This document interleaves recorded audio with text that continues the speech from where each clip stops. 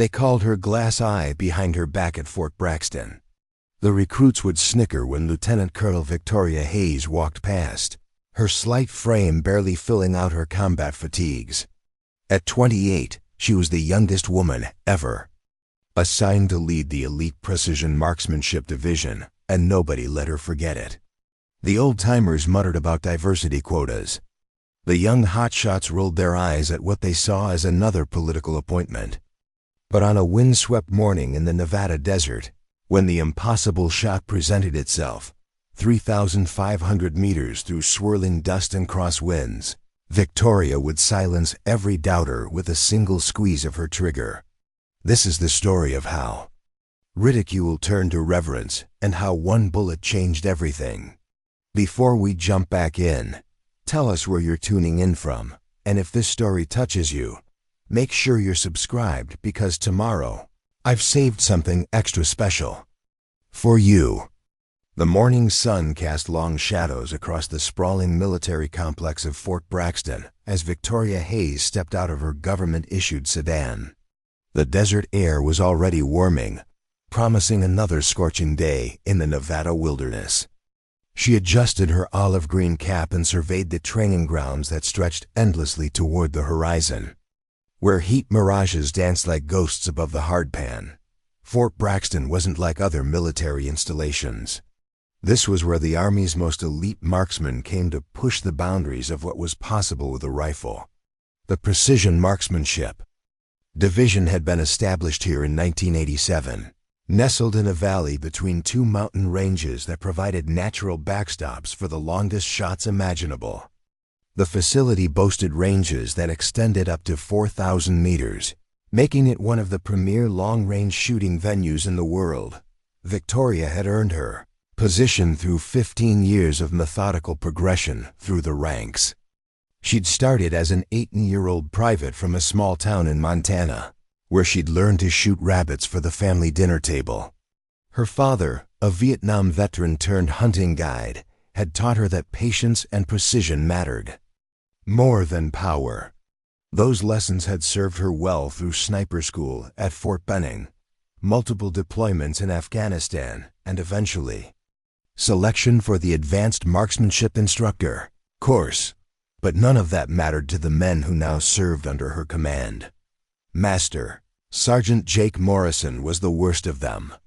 A thick-necked career soldier from Texas, he'd been running the day-to-day operations at Fort Braxton for 8 years before Victoria's arrival. Morrison had a chest full of ribbons and a reputation for breaking in new officers who didn't meet his standards. He'd been passed over for promotion to lieutenant colonel twice, and Victoria's appointment had been a particularly bitter pill to swallow. "Morning, ma'am," Morrison said as Victoria approached the main training building. His tone carried just enough respect to avoid insubordination, but his eyes held unmistakable disdain. Behind him, a group of instructors were setting up equipment for the day's training exercises. Their conversations died as she drew near. The Precision Marksmanship Division consisted of 42 personnel, including instructors, armorers, range safety officers, and support staff. Most were men in their 30s and 40s who'd spent their careers perfecting the art of long-range shooting. They'd trained Navy SEALs, Army Rangers, and Marine Scout snipers. They'd developed new techniques for calculating ballistics in extreme conditions and had set numerous military marksmanship records. Victoria understood their skepticism. She wasn't a household name in the precision shooting community like some of her predecessors. Her combat record, while solid, didn't include any legendary shots that had become part of military folklore. She'd been chosen for her leadership abilities and her innovative approaches to training methodology, not for being the best shooter who'd ever lived. The problem was, in a community where respect was earned one shot at a time, credentials on paper meant nothing. "What's on the schedule today, Master Sergeant?" Victoria asked, reviewing the clipboard Morrison handed her. "Basic fundamentals class for the Navy candidates. Then we've got the Advanced Environmental Factors Seminar at 1400 hours. The new CheyTac M200 rifles arrived yesterday. And Sergeant Chun wants to run initial accuracy tests this afternoon. The CheyTac M200 was a legendary rifle in military circles. Chambered in .408 CheyTac, it was capable of accurate fire beyond 2,500 meters in the right hands. The military had acquired 6 of them for evaluation purposes, and Victoria was eager to see what they could do in the challenging conditions that Fort Braxton provided. She spent the morning observing classes and meeting with her staff. The instructors were professional but distant. During breaks, she noticed small groups gathering in corners, their voices dropping to whispers when she approached. The body language was unmistakable. They were talking about her staff. Sergeant Jennifer Walsh was one of the few female personnel on the base, and she'd made it clear from day one that she wasn't interested in forming any sort of sisterly alliance with Victoria. Walsh was a former Marine who transitioned to the Army specifically to work at Fort Braxton. She was known for her expertise in wind reading and environmental calculations, skills that had made her invaluable during joint training exercises with special operations units. "The men are waiting to see what you're made of," Walsh said during a brief conversation in the armory. "This isn't the kind of place where you can lead from behind a desk. They need to know you can walk the walk."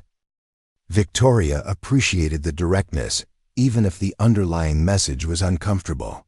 Walsh was right. Respect at Fort Braxton came from demonstrated competence, not rank insignia. The afternoon brought the first real test, the Advanced Environmental Factors seminar was held in the main classroom, a converted warehouse with white boards covering every wall. Maps, ballistic charts, and weather monitoring equipment filled the space. 26 students sat in metal folding chairs, a mix of military snipers from various units who'd come to Fort Braxton for specialized training. Victoria had designed the curriculum herself, incorporating lessons learned from recent conflicts in mountainous terrain. She'd studied how altitude, barometric pressure, and temperature variations affected bullet trajectory over extreme distances. Her presentation included case studies from Afghanistan, where shots over 1,000 meters were becoming increasingly common. But as she began speaking, she could sense the skepticism in the room. A few students in the back were exchanging glances. Others were checking their watches. The energy felt flat, disengaged. 20 minutes into the presentation, a hand went up. "Ma'am, with respect," said a Marine gunnery sergeant named Rodriguez. "Most of this is pretty basic stuff. We've all dealt with environmental factors in the field. What we're really interested in is pushing the envelope. What's the longest confirmed kill shot you've made?" The question hung in the air like smoke. Every eye in the room turned toward Victoria. She could feel Master Sergeant Morrison's attention. From where he stood near the door, arms crossed, waiting for her answer, Victoria had anticipated this moment. In the sniper community, combat kills were often the ultimate measure of credibility. The current record for the longest confirmed sniper kill was held by a Canadian sniper who'd made a shot at 3,540 meters in Iraq. American military snipers had several confirmed kills over 2,000 meters, and those shooters had become legends within the community. 1,200 meters, Victoria answered honestly. A Taliban commander in the Hindu Kush, 2018. She could see the disappointment in their faces. 1,200 meters was a respectable shot, but not exceptional by the standards of elite military snipers. Some of the students in the room had probably made longer shots themselves. "I see," Rodriguez said, his tone polite but clearly unimpressed. "Well, maybe you could tell us about the ballistic calculations for that shot." Victoria continued with the seminar, but the momentum was gone. The students were polite but disengaged. When she asked questions, hands stayed down. When she presented complex scenarios for discussion, responses were minimal.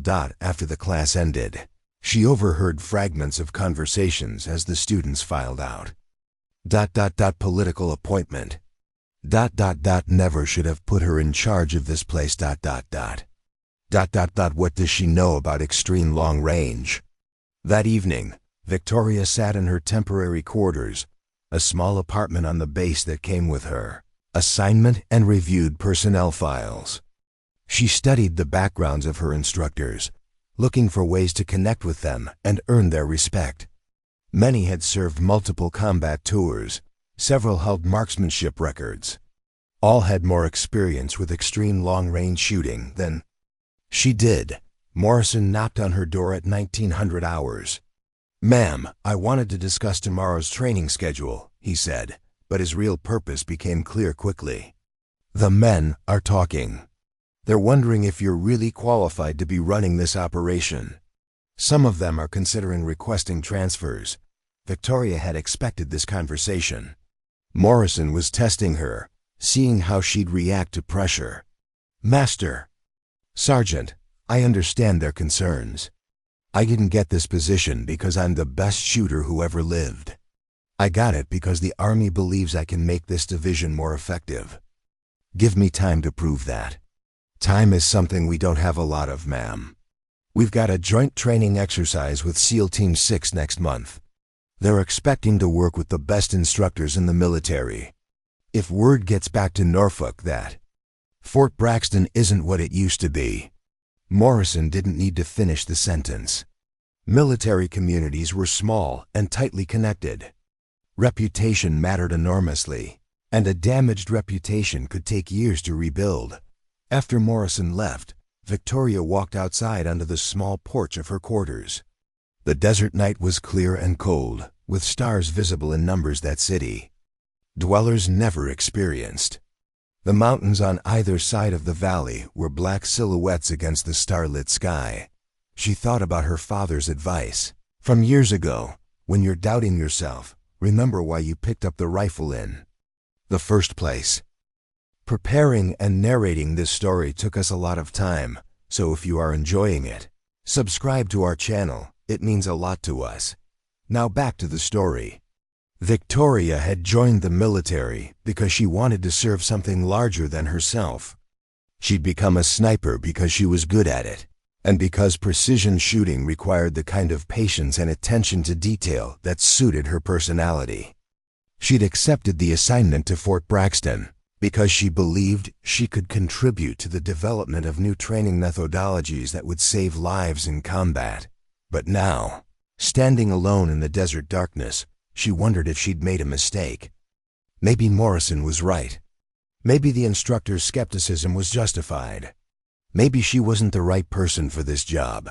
The next morning brought news that would change everything. Colonel Marcus Webb, the base commander, called Victoria to his office at 0700 hours. Webb was a career armor officer who'd been assigned to oversee Fort Braxton's administrative functions while remaining largely hands-off with the technical aspects of marksmanship training. He was a fair man, but Victoria could see concern in his expression as she took a seat across from his desk. "Lieutenant Colonel Hayes, I've been receiving some concerning reports about morale in your division," Webb said without preamble. "I need to know if you have the situation under control." Victoria chose her words carefully. "Sir, there's definitely some initial resistance to my leadership. I believe it's natural when a new commander takes over, especially in a specialized unit like this one. I'm working to address their concerns. I hope so, because I just received a call from General Patterson at SOCOM. They're sending a team here next week for an emergency evaluation of our training capabilities. Apparently, there are some questions about whether Fort Braxton is still operating at the level they expect from us." Victoria felt her stomach drop. Special Operations Command didn't conduct surprise evaluations unless they had serious concerns. If SOCOM lost confidence in Fort Braxton, the consequences could be severe, including the closure of the facility and the reassignment of all personnel. "What kind of evaluation are we talking about, sir?" "They're sending their best people." "Master, Sergeant Rick Kowalski from Delta Force, Gunnery Sergeant Maria Santos from Marine Special Operations Command, And Chief Petty Officer David Kim from SEAL Team 2. They'll be testing our instructors' capabilities across all disciplines: short range, medium range, and extreme long range. Victoria knew those names. All three were legendary figures in the special operations community, with combat records that included some of the most difficult shots ever made by American forces. If they were coming to Fort Braxton, it meant someone very high up in the chain of command had serious doubts about the facility's current capabilities. "How long do I have to prepare my people?" 5 days. "And Lieutenant Colonel Hayes, I need you to understand something. If this evaluation doesn't go well, there will be consequences for all of us." Victoria left the colonel's office with her mind racing. 5 days to prepare for an evaluation that could determine the future of Fort Braxton and everyone who worked there. 5 days to somehow earn the respect and cooperation of instructors who currently saw her as an unqualified outsider. She found Master Sergeant Morrison in the armory, conducting an inventory of ammunition supplies. "Master Sergeant, I need to speak with all the instructors. Emergency meeting in the main classroom at 1000 hours. Morrison looked up from his clipboard. "What's going on, ma'am?" "SOCOM is sending an evaluation team next week. We have 5 days to make sure we're ready for them." For the first time since Victoria's arrival, Morrison's expression showed genuine concern rather than skepticism. SOCOM evaluations were career-defining events. Pass and Fort Braxton would continue its mission with renewed confidence from higher command. Fail, and everyone would be looking for new assignments. "I'll get them together," Morrison said. The meeting that followed was unlike any Victoria had conducted since taking command. When she explained the situation, the room's atmosphere shifted. Immediately, personal feelings about her leadership suddenly became secondary to professional survival. These instructors had built their careers at Fort Braxton, and none of them wanted to see the facility fail in evaluation. "What do we know about the evaluation criteria?" asked Staff Sergeant Walsh. "I'm waiting for more details, but based on similar evaluations at other facilities, we can expect them to test everything: marksmanship fundamentals, advanced ballistics, equipment knowledge, and practical shooting exercises at various ranges." Sergeant Chun, the armorer, raised his hand. "Ma'am, what about the extreme long-range component? If they're bringing Kowalski and Santos, they're going to want to see shots at maximum distance. Are we talking about the 3,000-meter range?" Victoria had been dreading this question. The 3,000-meter range was Fort Braxton's crown jewel, a shooting lane that stretched across a dried lake bed toward a natural hillside that provided a safe backstop. Very few facilities in the world could accommodate shots at that distance, and even fewer had instructors capable of making them consistently. "Probably longer," she admitted. "The 3,500-meter range is operational, isn't it?" Morrison nodded slowly. "It is, but ma'am, that's beyond what most of us have ever attempted.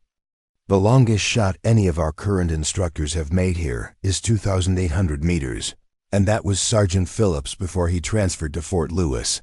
The room fell silent. Everyone understood the implication. If the SOCOM evaluation included extreme long-range shooting, and given the reputation of the evaluators, it almost certainly would. Fort Braxton needed someone who could perform at that level.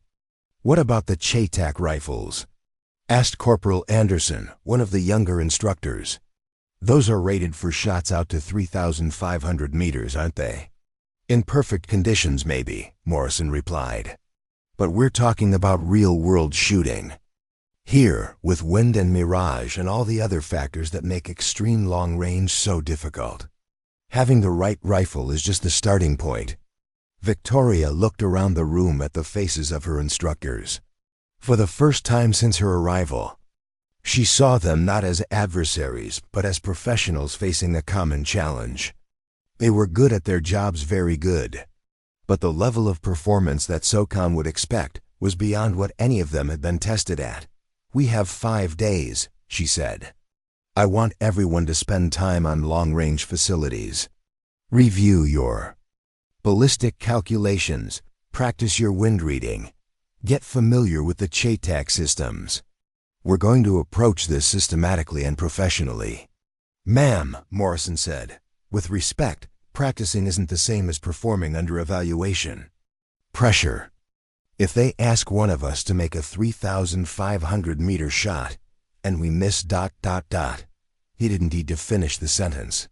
A missed shot at that distance, in front of SOCOM evaluators, would be catastrophic for Fort Braxton's reputation. Victoria spent the rest of the day reviewing technical specifications for the CheyTac M200 rifles and studying ballistic data for extreme long-range shots. The physics were daunting. At 3,500 meters, a bullet would be in flight for approximately 4 seconds, during which time it would drop nearly 40 feet due to gravity.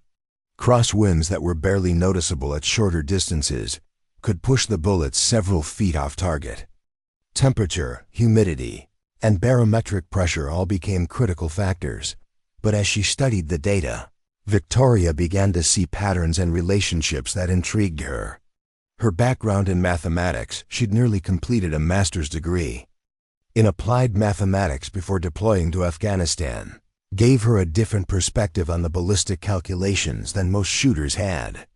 She started seeing the shot not as an impossibly difficult physical challenge, but as a complex equation, with variables that could be measured and accounted for.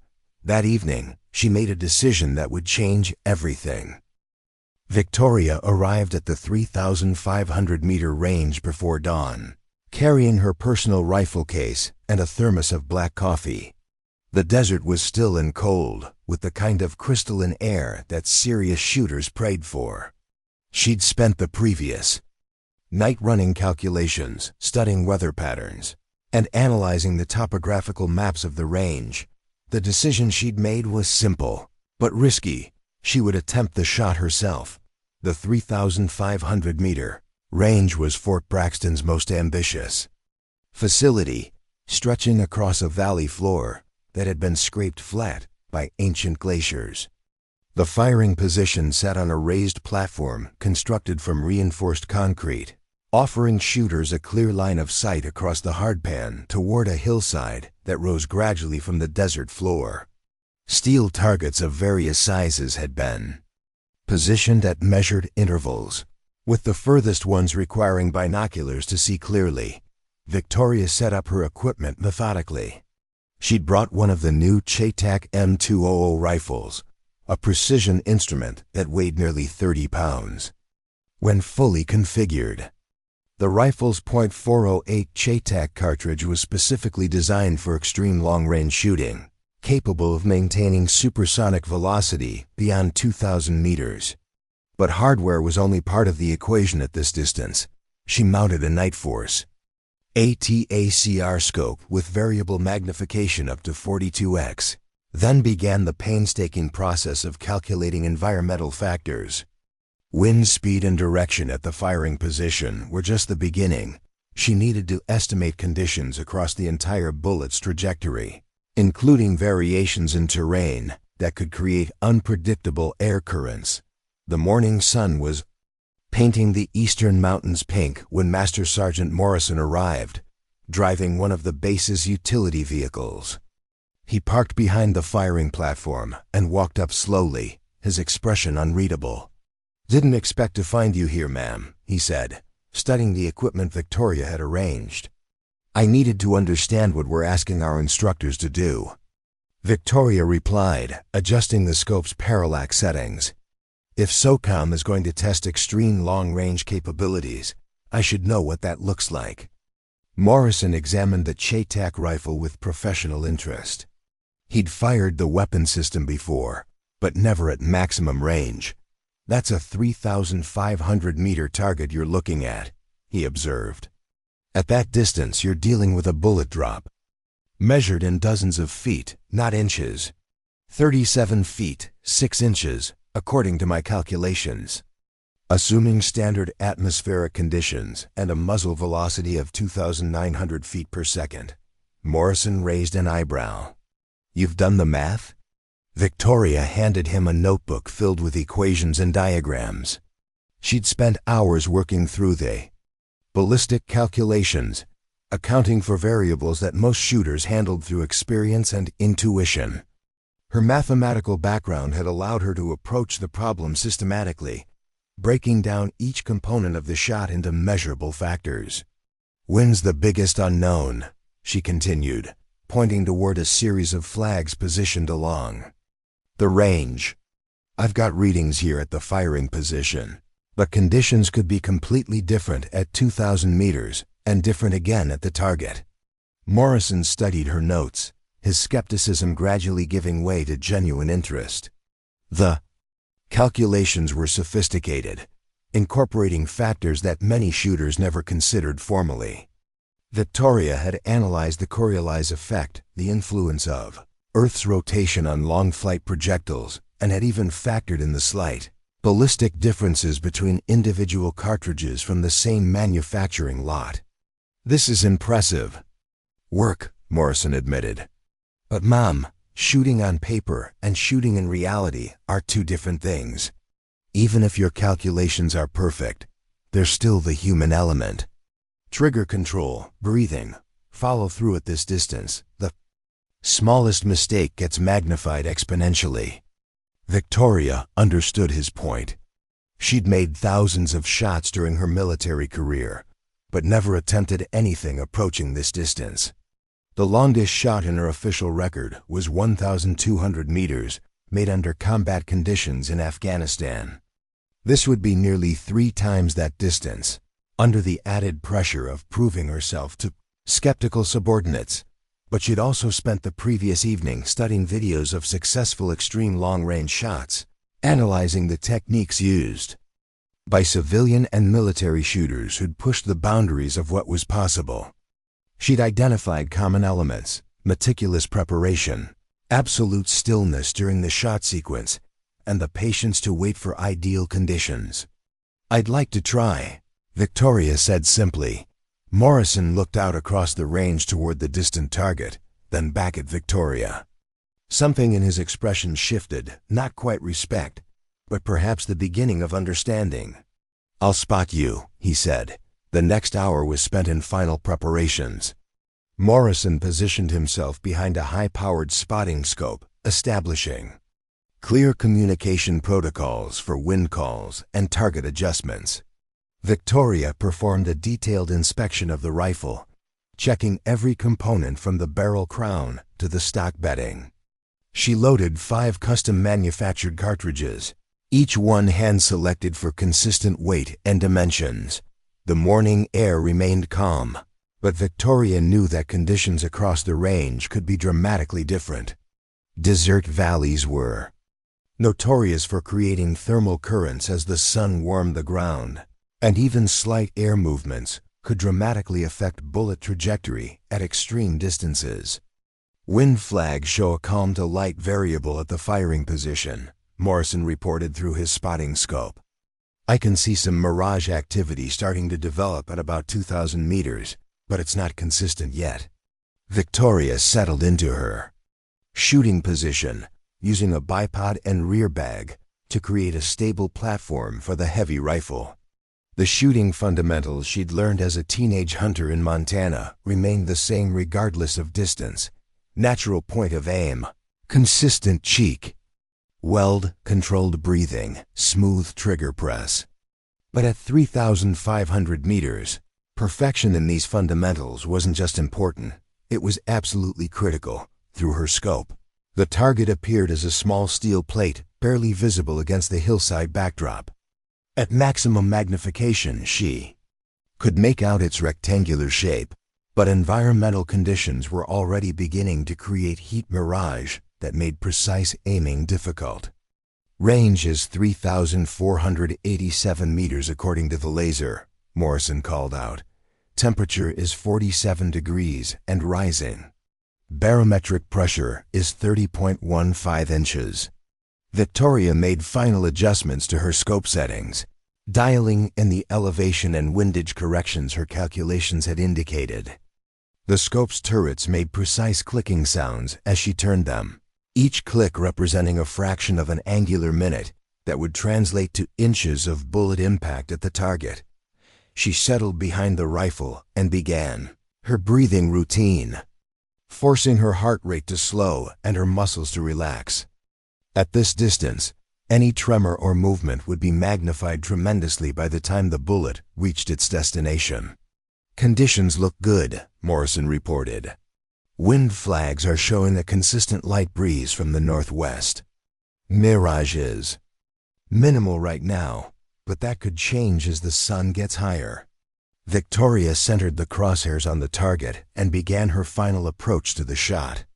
She'd studied the techniques used by the world's best extreme long-range shooters, understanding that success at these distances required absolute mental discipline in addition to technical precision.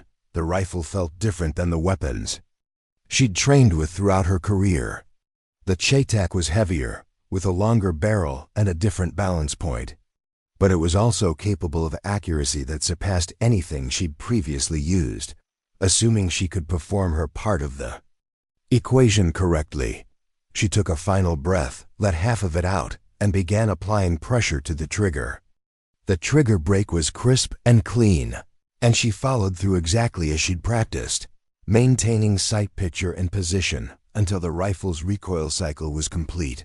The sound of the shot echoed across the valley, followed by 4 seconds of absolute silence as the bullet traveled its long arc toward the target. Then, through his spotting scope, Morrison saw the unmistakable flash of bullet impact on steel. "Hit!" he called out, his voice carrying a note of genuine surprise. Dead center hit on the target. Victoria remained in position for several more seconds, hardly believing what had just happened. Her first attempt at extreme long-range shooting, under pressure and with an unfamiliar rifle system, had resulted in a perfect hit at nearly 3,500 meters. Morrison was already moving toward her position, his earlier skepticism replaced by something approaching awe. "Ma'am, that was an exceptional shot. I've been working at this range for 8 years, and I've never seen anyone make that distance on their first attempt." Victoria finally lifted her head from the scope, feeling a mixture of relief and vindication. The shot had been technically challenging, but her mathematical approach to the problem had worked exactly as she'd hoped. More importantly, she'd proven to herself and to Morrison that her leadership at Fort Braxton could be backed up by demonstrated competence. "The calculations were solid," she said, reviewing her notes. "But you're right about the human element. Everything had to come together perfectly." Word of Victoria's successful extreme long-range shot spread quickly through Fort Braxton. By noon, most of the instructors had heard some version of the story, and the atmosphere around the base began to shift perceptibly. The woman they'd dismissed as a political appointment had just accomplished something that none of them had ever attempted. Staff Sergeant Walsh found Victoria in her office that afternoon, ostensibly to discuss training schedules, but clearly motivated by curiosity about the morning's events. "I heard you made the 3,500-meter shot on your first try," Walsh said, her tone neutral but her eyes showing genuine interest. "I got lucky with the conditions," Victoria replied, though they both knew that luck had played only a small part in the achievement. "Morrison says you did mathematical calculations for the ballistics. That's not how most of us approach long-range shooting." Victoria recognized an opportunity to bridge the gap with her staff. "My background is a little different. I've always been more comfortable with numbers than most shooters. But the fundamentals are the same regardless of how you calculate the shot." Walsh studied Victoria's notes, which were still spread across the desk. The mathematical approach was foreign to her own intuitive style of shooting, but she could see the logic behind it. "Maybe you could show some of us how you work through these calculations," Walsh suggested, "especially with the SOCOM evaluation. Coming up, any edge we can get might make the difference." For the first time since arriving at Fort Braxton, Victoria felt like she was being accepted as a legitimate member of the team, rather than an unwelcome outsider. The remaining 4 days before the evaluation passed in a blur of intensive preparation. Victoria worked with each instructor individually, sharing her analytical approach to extreme long-range shooting while learning from their practical experience. The combination of mathematical precision and field-tested techniques began producing remarkable results. Sergeant Chen successfully engaged targets at 2,800 meters. Corporal Anderson made consistent hits at 2,500 meters. Even Morrison, despite his initial skepticism about Victoria's methods, began incorporating ballistic calculations into his own shooting routine. But the real test was still coming. SOCOM evaluators weren't interested in practice shots or training exercises. They would bring scenarios and challenges designed to push Fort Braxton's capabilities to their absolute limits.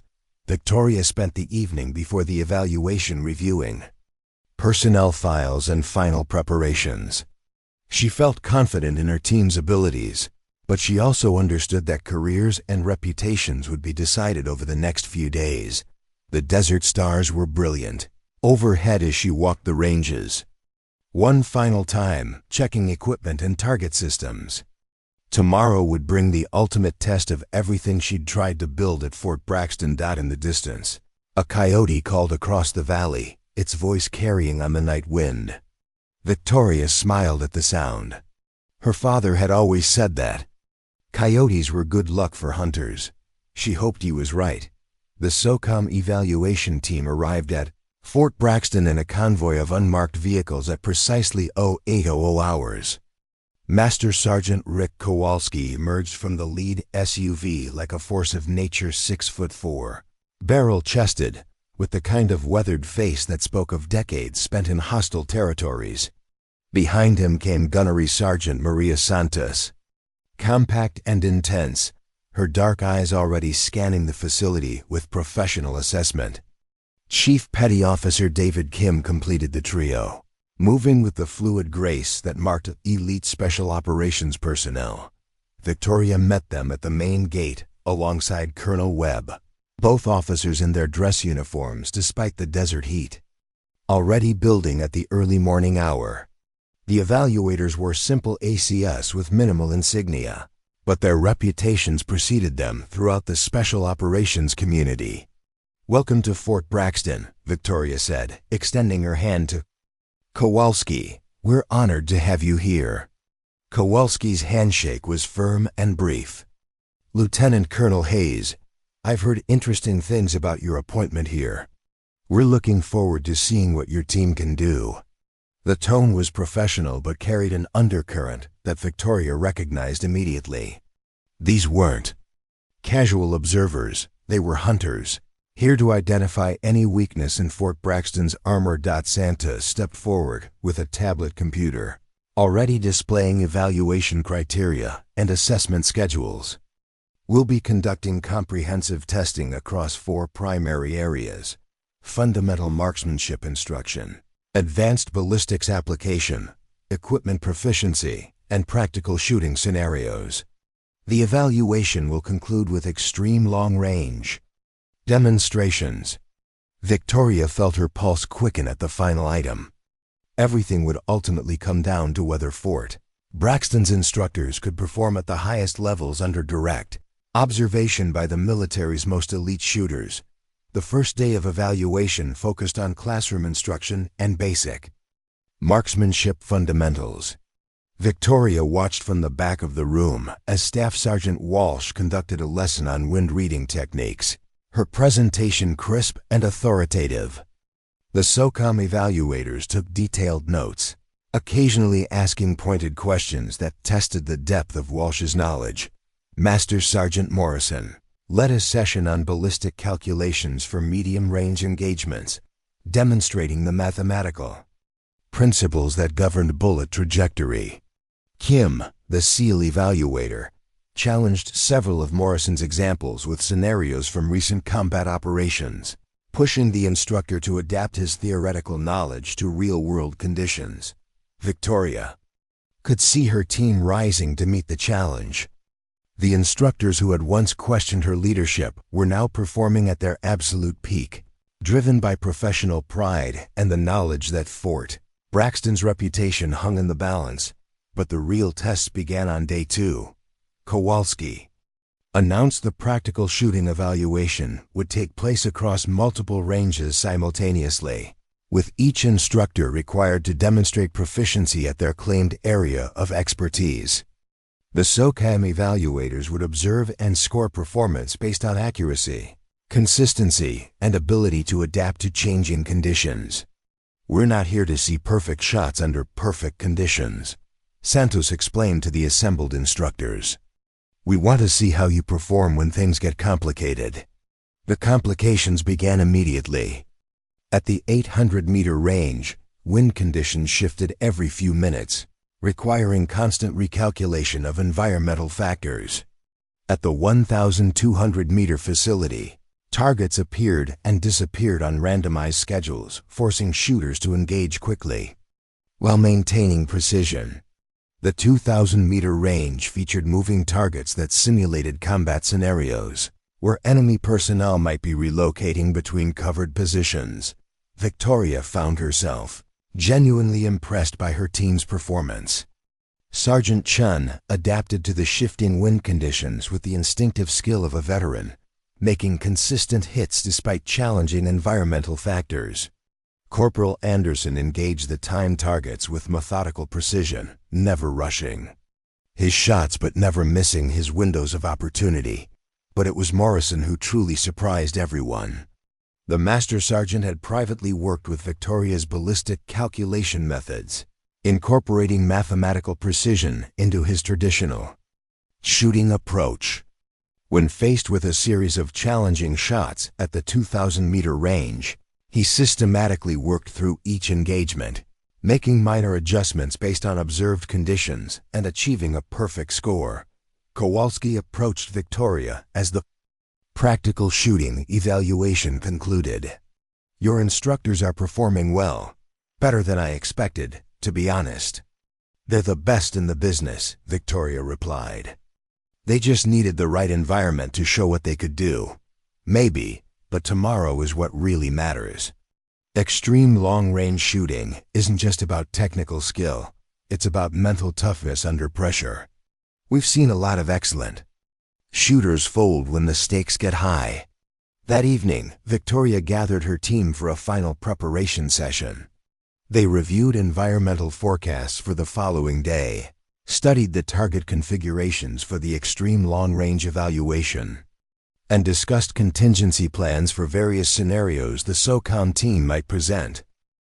"Remember," Victoria told them, "tomorrow isn't just about making difficult shots. It's about demonstrating that Fort Braxton can train others to make those shots consistently. We're not just representing ourselves, we're representing every soldier who'll come through here for training." Day 3 dawned clear and calm, with ideal conditions for long-range shooting. The evaluation would take place at the 3,500-meter range, using the same facility where Victoria had made her breakthrough shot the previous week.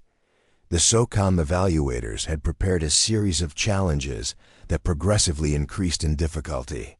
The first scenario involved engaging a standard target at 2,800 meters, well within the demonstrated capabilities of several Fort Braxton instructors. The second scenario extended the range to 3,200 meters and added time pressure, requiring successful engagements within a specified window. The final scenario was designed to separate elite capabilities from merely excellent ones. A 3,500-meter shot at a reduced-size target, with environmental conditions that included variable winds and developing thermal mirage. Morrison volunteered for the first scenario, settling behind one of the CheyTac rifles with the steady confidence that marked his years of experience. His shot was textbook perfect, precise calculations, methodical preparation, smooth execution. The bullet impacted dead center on the target, earning appreciative nods from the SOCOM evaluat. RS. Sergeant Chen tackled the 3,200-meter challenge, using the wind reading skills that had made her invaluable during joint training exercises. Despite the time pressure, she took careful measurements of environmental conditions before engaging. Her shot struck slightly left of center, but well within acceptable parameters for a successful engagement. Then came the final test. Santos announced the parameters with clinical precision. 3,500 meters. Reduced target size, current wind conditions, single shot for effect. This represents the kind of capability we need for future special operations scenarios. Victoria looked around at her instructors, seeing the mixture of determination and apprehension in their faces. The shot was at the absolute edge of what was technically possible, even with the best equipment and preparation. "I'll take this one," Victoria said quietly. The announcement sent a ripple of surprise through the group. Kowalski raised an eyebrow, clearly not expecting the commanding officer to personally attempt the most challenging shot of the evaluation. "Ma'am," Morrison said, "with respect, this is what we've been training for. One of us should, master." "Sergeant," Victoria interrupted gently, "I appreciate your concern, but this is my responsibility." She moved to the firing position with the kind of calm determination that had carried her through combat deployments and difficult command decisions. The CheyTac rifle felt familiar now after her previous session at extreme range, but the conditions were more challenging than before. Wind flags along the range showed variable conditions, with thermal currents beginning to develop as the desert floor heated under the morning sun. The reduced target size meant that her margin for error was measured in inches rather than feet. Victoria began her preparation routine, running through environmental calculations while Morrison provided spotting support. The mathematics were more complex than her previous attempt, requiring adjustments for the changing wind patterns and the smaller target dimensions. "Conditions are marginal," Morrison reported through his spotting scope. "Winds showing 5 to 8 miles per hour from the northwest, but there's some variation at mid-range. Mirage is starting to develop but hasn't gotten severe yet." Victoria made her scope adjustments and settled into her shooting position. Through the high-powered optic, the reduced target was barely visible against the hillside backdrop, appearing as a small rectangle that wavered slightly in the developing heat mirage. SOCAM evaluators positioned themselves to observe both Victoria's technique and Morrison's spotting calls. Kim had his own high-powered spotting scope trained on the target area, ready to provide independent confirmation of any hit or miss. Victoria controlled her breathing and began her final approach to the shot. The fundamentals remained the same. Regardless of distance or pressure, natural point of aim, consistent sight picture, smooth trigger press, proper follow-through. But at 3,500 meters with a reduced target, perfection in these fundamentals wasn't just important, it was absolutely essential. The rifle's report echoed across the valley, followed by the long seconds of bullet flight time that marked extreme long-range engagements. Victoria maintained her position and sight picture, following through exactly as she'd practiced. "Hit!" Morrison called out, his voice carrying across the range. "Direct center hit on target." Kim confirmed the impact through his own spotting scope, and even Kowalski nodded with what might have been grudging approval. But the real confirmation came from Santos, who approached Victoria's position as she was securing the rifle. "That was an impressive demonstration," the Marine gunnery sergeant said. "But I'm more interested in how you'd teach someone else to make that shot consistently." Victoria understood immediately. The evaluation wasn't just about individual performance, it was about Fort Braxton's ability to transfer extreme long-range capabilities to other military personnel. "The key is systematic preparation," Victoria replied, already shifting into instructor mode. "Breaking down the shot into measurable components and addressing each one methodically. Environmental factors, ballistic calculations, equipment settings, Shooting fundamentals, all of them have to work together perfectly. Over the next hour, Victoria demonstrated her teaching methodology while Morrison acted as a student. She walked through the mathematical principles behind extreme long-range ballistics, showed how environmental factors could be measured and accounted for, and explained the mental discipline required for shots at maximum distance. The SOCOM evaluators observed carefully, asking detailed questions about training progression and student evaluation criteria. They were particularly interested in Victoria's systematic approach to ballistic calculations, noting how mathematical precision could supplement traditional field experience. As the formal evaluation concluded, Kowalski approached Victoria privately. "I'll be honest, I came here expecting to find problems. Your appointment raised some eyebrows at higher levels, and there were questions about whether Fort Braxton could maintain its standards under new leadership." Victoria waited for the verdict, knowing that his next words would determine the future of the facility and everyone who worked there. Those concerns were unfounded. "Your team is performing at the highest level I've seen at any training facility. More importantly, you've developed training methodologies that could revolutionize how we approach extreme long-range instruction." The relief Victoria felt was profound, but she maintained her professional composure. "Thank you, Master Sergeant. My instructors deserve the credit. They've adapted to new approaches while maintaining the excellence that made Fort Braxton legendary." "Leadership matters," Kowalski replied. "And you've clearly provided the right kind of leadership here." As the SOCOM team prepared to depart Fort Braxton, Victoria reflected on how dramatically things had changed since her arrival.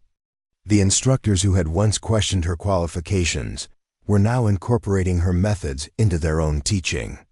The facility that had been facing potential closure was now positioned to become a model for extreme long-range training throughout the military.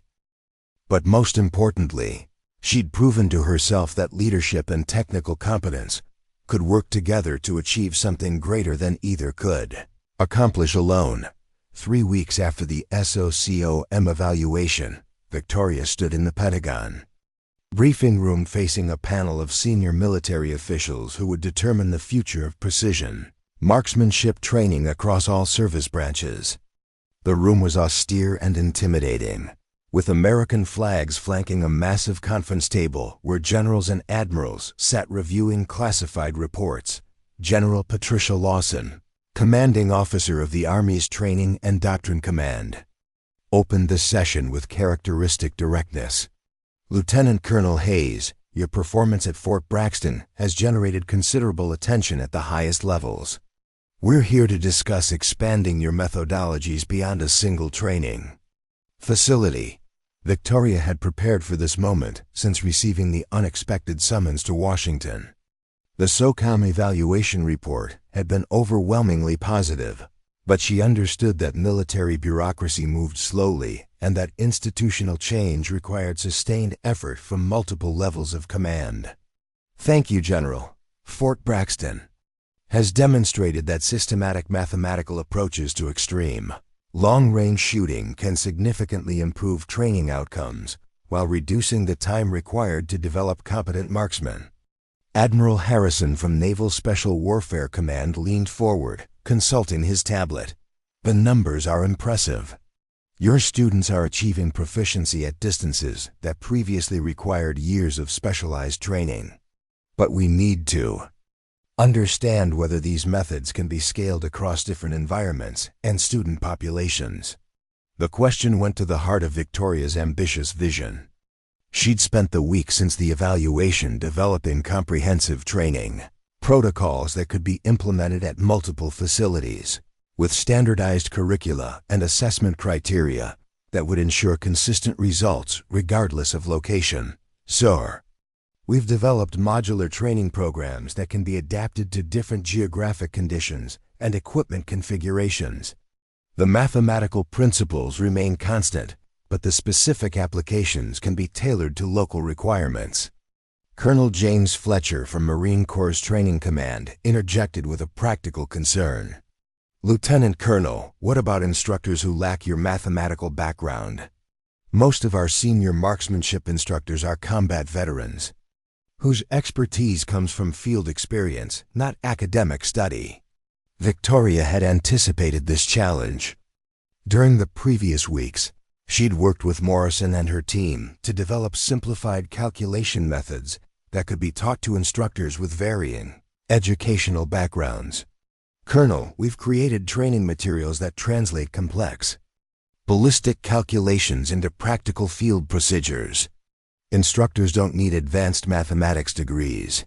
They need systematic approaches to measuring and accounting for environmental factors. She activated the room's presentation system and displayed a series of charts showing training progression data from Fort Braxton. The graphs demonstrated dramatic improvements in student performance across all experience levels, with particular success among personnel who had previously struggled with extreme long-range shooting. These results show consistent improvement regardless of students' prior experience. We've trained infantry soldiers, special operations personnel, and law enforcement marksmen using the same fundamental approaches with adaptations for their specific operational requirements.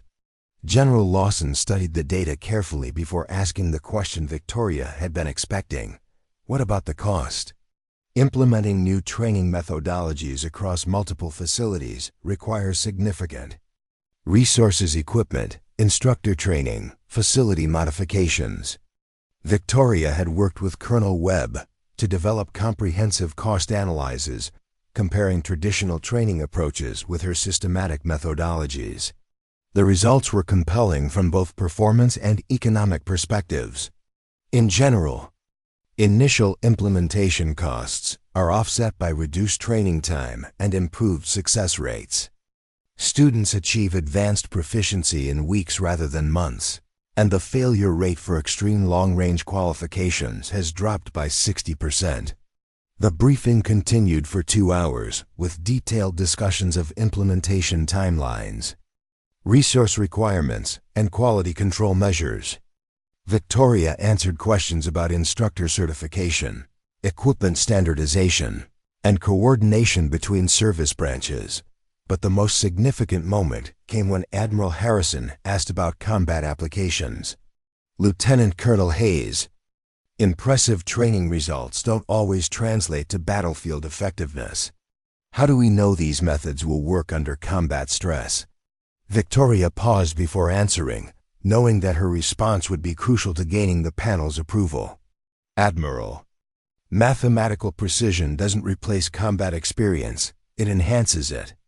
When soldiers understand the scientific principles behind long-range shooting, they can adapt more quickly to changing conditions and make accurate shots under pressure.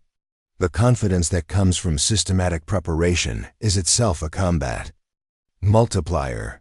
The session concluded with General Lawson announcing that a decision would be made within 30 days, following additional reviews by technical committees and budget analysts. Victoria left the Pentagon feeling cautiously optimistic, but understanding that bureaucratic approval was never guaranteed. Regardless of demonstrated success, the flight back to Nevada gave her time to reflect on how dramatically her situation had changed. 6 months earlier, she'd arrived at Fort Braxton facing skeptical subordinates and uncertain about her ability to lead an elite training facility. Now she was potentially on the verge of transforming military marksmanship, training throughout the armed forces.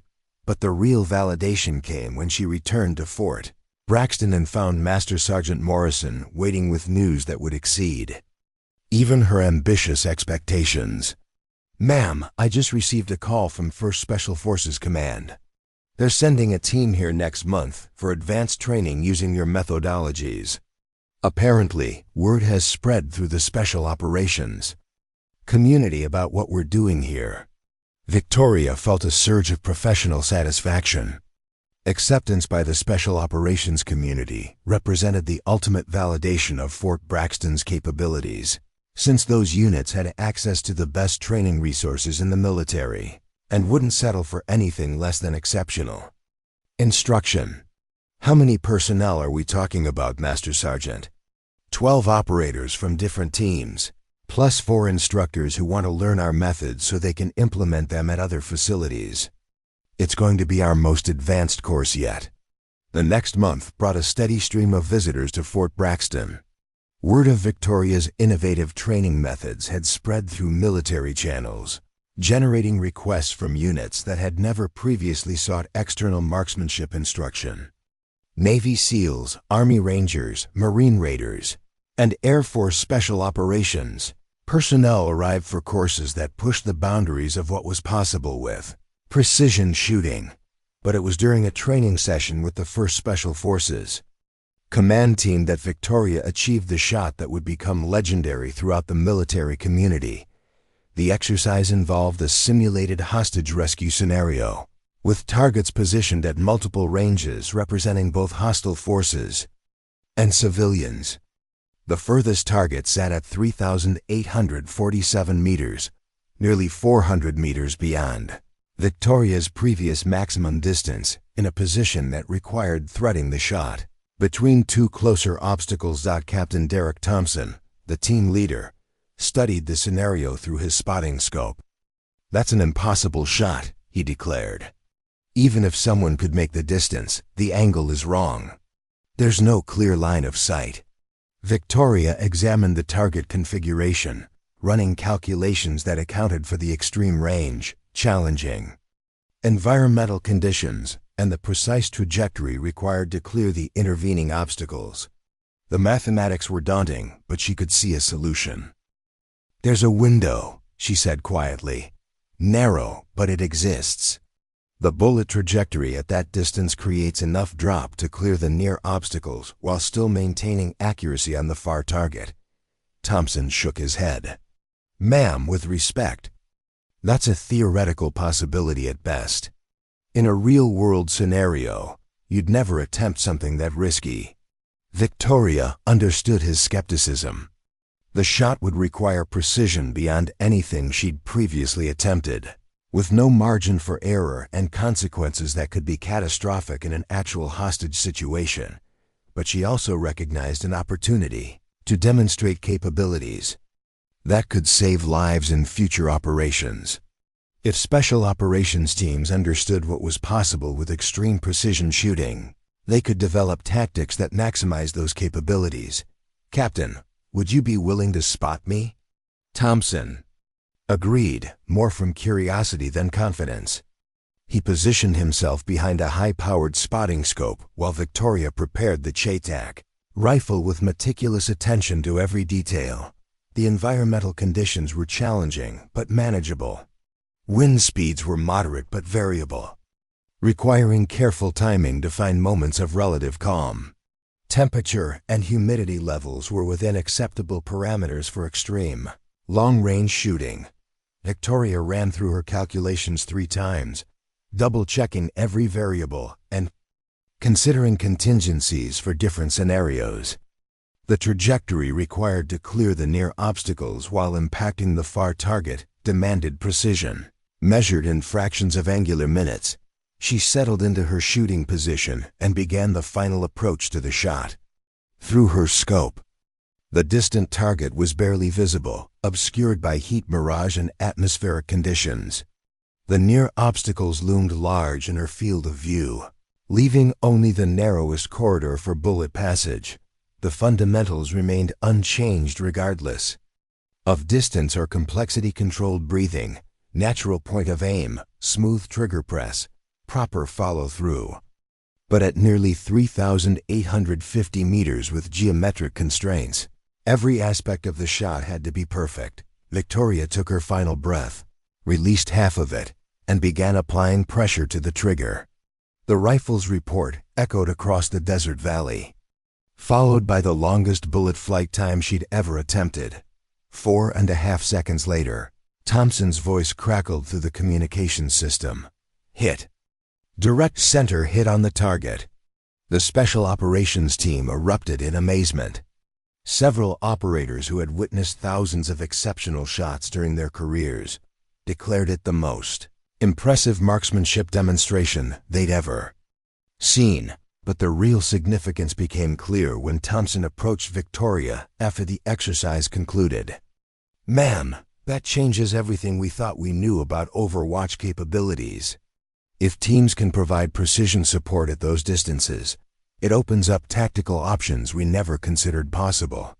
Victoria nodded, understanding that the shot represented more than just exceptional marksmanship. It demonstrated new possibilities for how special operations could be conducted in the future. Within weeks, videos of the shot had circulated throughout the special operations community. Victoria found herself fielding requests from unit commanders who wanted to understand how such capabilities could be integrated into their operational planning. The Pentagon's decision came exactly 30 days after her briefing, delivered in a secure communication that authorized implementation of her training methodologies at military facilities worldwide. The message included authorization for expanded funding, instructor development programs, and coordination with allied military forces. But the most meaningful recognition came in a handwritten note from General Lawson. "Lieutenant Colonel Hayes, you have revolutionized how our military approaches precision marksmanship. Your methods will save lives and enhance mission effectiveness for decades to come." Standing on the observation deck of Fort Braxton's main training facility, Victoria watched her instructors working with a new group of students. Morrison was demonstrating wind reading techniques to a mixed group of Army and Marine snipers. Walsh was leading a classroom session on ballistic calculations for Navy Special Operations personnel. Chun was conducting equipment training with a team of Air Force Security Forces marksmen. The facility that had once questioned her leadership was now recognized as the premier marksmanship training center in the world. With a waiting list of units seeking instruction and international allies requesting cooperation agreements, Victoria's radio crackled with Morrison's voice from the 3,500-meter range. "Ma'am, we're ready for the demonstration shot whenever you are." She smiled, checking her equipment one final time. Another group of skeptical students was about to learn what was possible when mathematics met marksmanship, when systematic preparation met battlefield experience, and when leadership created the conditions for excellence to flourish. The desert wind was calm, the conditions were perfect. And Victoria Hayes, no longer the ridiculed outsider, but now the acknowledged master of extreme long-range precision, was ready to teach the next generation of military marksmen what it meant to achieve the impossible. 2 years had passed since Victoria's legendary 3,847-meter shot, and Fort Braxton had evolved into something far beyond its original mission. The facility now hosted an international precision shooting symposium that drew military representatives from 43 countries, all seeking to understand the revolutionary training methods that had emerged from the Nevada desert. Victoria stood before an audience of colonels, generals, and defense ministers in the newly constructed auditorium, a far cry from the skeptical faces that had greeted her arrival. The presentation screen behind her displayed global statistics that told a remarkable story. Military units trained using Fort Braxton methodologies were achieving first-shot hit rates that exceeded previous records by margins that defense analysts initially refused to believe. The transformation of military marksmanship isn't just about longer shots, Victoria explained to the international audience. It's about creating systematic approaches that allow any soldier to perform at levels previously reserved for elite specialists. In the front row, General Sir James Crawford from the British Special Air Service nodded approvingly. His forces had been among the first international units to adopt Victoria's training protocols, with results that had surprised even seasoned special operations commanders. British snipers were now consistently engaging targets at distances that had been considered impossible just 3 years earlier. Colonel Lars Anderson from Norway's Special Forces raised his hand. "Lieutenant Colonel Hayes, we've implemented your methodologies with remarkable success, but we're curious about the psychological factors. How do you prepare shooters mentally for shots that exceed their previous understanding of what's possible? The question touched on something Victoria had been studying extensively with military psychologists: the mental aspect of extreme long range. Shooting was often more challenging than the technical components, requiring shooters to overcome deeply ingrained beliefs about their own limitations. Colonel, confidence comes from competence, and competence comes from systematic preparation. When shooters understand the mathematics behind their shots and have practiced the procedures repeatedly, they develop faith in their ability to perform under pressure. But the real breakthrough happens when they stop thinking about the distance and focus entirely on the process. Behind the auditorium's glass walls, Victoria could see the expanded training ranges that now stretched across 15 square miles of Nevada desert. The 4,000-meter range had been completed the previous year, along with specialized facilities for urban marksmanship, mountain shooting, and maritime precision engagement. Students from around the world rotated through programs that had waiting lists extending 2 years into the future, but the most significant development wasn't visible. From the auditorium, the advanced research division that Victoria had established to push the boundaries of what was possible with precision shooting. The team included mathematicians, physicists, material scientists, and computer programmers working together to solve problems that traditional military approaches couldn't address. Dr. Rachel Martinez, the division's chief scientist, had developed ballistic calculation software that could account for variables that human shooters couldn't process quickly enough for real-time engagement. The system integrated weather data, target movement predictions, and equipment characteristics to provide firing solutions for shots that challenged the limits of physics. After the international symposium concluded, Victoria walked across the training facility to observe her instructors working with the latest group of students. The diversity was remarkable. Army Rangers learning maritime precision shooting, Marine Raiders mastering mountain engagement techniques, Navy SEALs developing urban marksmanship skills that complemented their close-quarters expertise. Master Sergeant Morrison, now the facility's senior instructor and Victoria's most trusted advisor, approached with the daily training report. His transformation had been as dramatic as Fort Braxton's evolution. The skeptical career soldier had become an evangelist for systematic shooting methodologies, teaching courses that were booked months in advance. "Ma'am, we've got interesting results from today's 3,200-meter qualification. The Air Force Pararescue Team averaged 94% first-shot hits, and the Navy Explosive Ordnance Disposal Specialists hit 89%. Both groups exceeded expectations by significant margins." Victoria reviewed the data with professional satisfaction. The numbers represented more than just training statistics.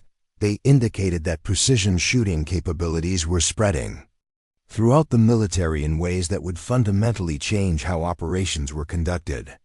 "What about the international students?" she asked. The German KSK team finished their course yesterday with perfect scores across all evaluation criteria. The Australian SAS group starts their advanced program next week, and we've got requests from Special Forces units in Japan, South Korea, and Israel. The global expansion of Fort Braxton's influence reflected broader changes in military thinking about precision capabilities. Defense departments worldwide were recognizing that superior marksmanship could provide decisive advantages in conflicts where conventional superiority wasn't guaranteed. Victoria's radio crackled with a message from the 4,000-meter range. "Control, we're ready for the demonstration shot. Conditions are optimal." She smiled, remembering her first attempt at extreme long-range shooting 3 years earlier. The nervous lieutenant colonel who had barely managed a 3,500-meter shot under ideal conditions had been replaced by someone who regularly demonstrated capabilities that redefined what military marksmen could achieve. The walk to the 4,000-meter range took 15 minutes across terrain that had been carefully sculpted to provide optimal shooting conditions. The firing position sat on a reinforced platform that eliminated vibration and provided mechanical stability for the heaviest precision rifles. Target systems extended across the valley floor at measured intervals, with the furthest ones requiring telescopic observation to confirm hits.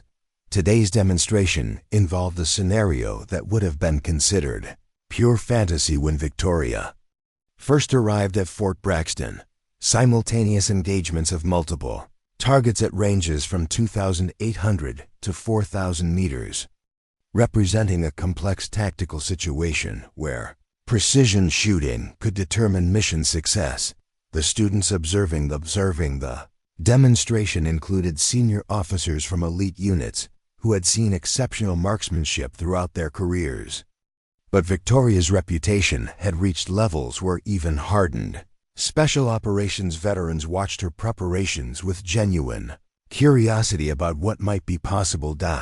She began with the mathematical calculations that had become her signature approach, running through environmental factors and ballistic computations with the systematic precision that had revolutionized military shooting instruction.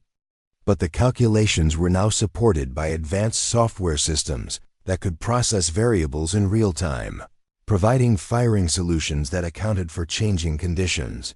The first target sat at 2,800 meters, positioned to simulate an enemy sniper in an elevated position. Victoria's shot impacted dead center, with the bullet's flight time allowing her to immediately begin preparations for the second engagement. The second target, at 3,400 meters, represented a communication specialist setting up equipment behind partial cover. The shot required threading a narrow corridor between intervening obstacles, with precision requirements measured in inches rather than feet. Victoria's bullet found its mark exactly as calculated. The third and final target challenged the absolute limits of what was technically possible. 4,127 meters across terrain that included thermal currents, varying elevations, and wind conditions that shifted continuously across the bullet's trajectory. The shot would require nearly 5 seconds of flight time, during which atmospheric factors could deflect the projectile by several feet in any direction. Victoria settled behind the CheyTac rifle, now equipped with advanced optics and targeting systems that her original training hadn't included. But the fundamentals remained unchanged: systematic preparation, controlled breathing, perfect trigger control, complete follow-through. The rifle's report echoed across the desert, followed by the longest silence any of the observers had ever experienced during a precision shooting demonstration. At maximum range, even sound took measurable time to return from the target area. Then Morrison's voice crackled through the communication system. Hit. Perfect center hit at 4,127 meters. The reaction from the observing students was immediate and unprecedented. Officers who had commanded special operations missions in the world's most challenging environments stood and applauded, recognizing that they had witnessed something that redefined their understanding of military capabilities. But Victoria's attention was already focused on the future. The 4,000-meter shot was impressive, but it represented just one milestone in an ongoing evolution of precision shooting capabilities.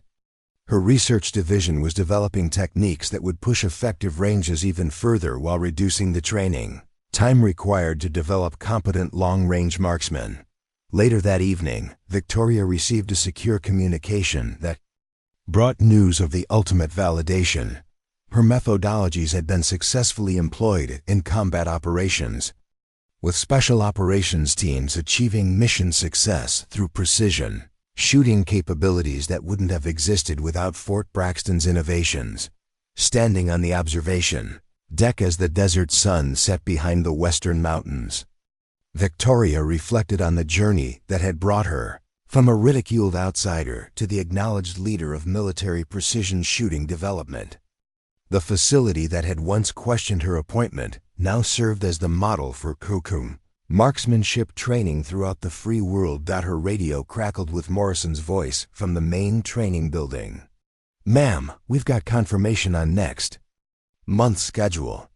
SOCOM wants to send their newest teams for advanced training, and we've got requests from 3 allied nations for instructor certification programs. Victoria smiled, checking the schedule that kept Fort Braxton operating at maximum capacity year-round. Tomorrow would bring new students, new challenges, and new opportunities to push the boundaries of what military marksmen could achieve. Woman they had once called Glass Eye, behind her back was now simply known as the Empress, a title that reflected not just her exceptional shooting abilities, but her transformation of an entire military discipline. From the Nevada desert, her influence had spread across the globe, changing how armies approached precision shooting and proving that systematic preparation could overcome any obstacle. As the stars appeared in the clear desert sky, Victoria walked the ranges one final time, knowing that somewhere in the world, soldiers trained in Fort Braxton methodologies were using those skills to protect their comrades and accomplish their missions. The ridicule had long since given way to reverence, but more importantly, the doubt had been replaced by absolute confidence in what was possible when mathematics met marksmanship, when systematic thinking enhanced battlefield instincts, and when leadership created the conditions for human potential to flourish.